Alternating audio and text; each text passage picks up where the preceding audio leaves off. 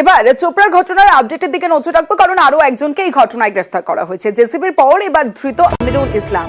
Viral video দেখে চিহ্নিত করা হয়েছে আমিরুল ওরফে বুধুয়াকে। চোপড়ার নাককাঠি থেকে গ্রেফতার আমিরুল। আজ ধৃত আমিরুল ইসলামকে আদালতে পেশ করা হয়। এই নিয়ে চোপড়ার ঘটনায় ধৃত বেড়ে দুজন। আপনাকে ওইখান থেকে ঘটনা ঘটে ছিলাম। কোথায় কি করতা তুমি ওখানে? কি করতা তুমি বলো? দর্শক হিসেবে দেখতেছিলাম।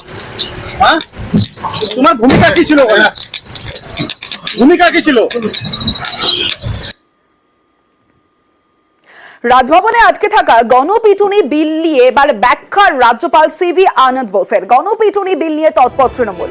বিধানসভায় পাশ হলেও রাজভবনে আটকে বিল। 5 বছরেও বিলের সায় দেয়নি রাজভবন। রাজ্যপালের বিরুদ্ধে বিল আটকে রাখার অভিযোগ।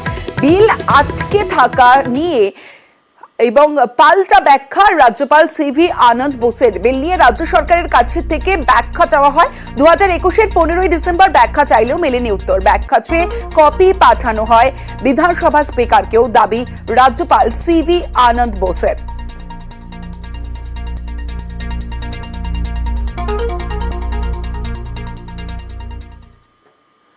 একের পর এক রাজ্যে গণপিটুনির ঘটনা। সেই গণপিটুনিতে কড়া মুখ্যমন্ত্রী মমতা বন্দ্যোপাধ্যায়। আক্রান্তদের পরিবারের পাশে রাজ্য। নিহতের পরিবারকে চাকরির ঘোষণা।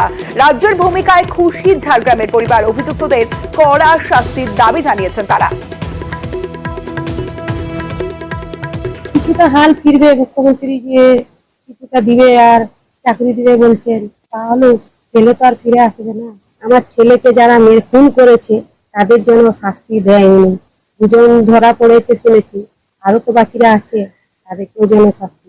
শুনেছি যে রাজ্য সরকার কিছু দেওয়ার ব্যবস্থা করেছে, তো সে জায়গায় দাঁড়িয়ে দেখতে গেলে হয়তো সেটা নিয়ে কিছুটা পরিবার স্বাবলম্বী হলেও আমার দাদা চলে গেল, সেটা তো আর পূর্ণ হবে না।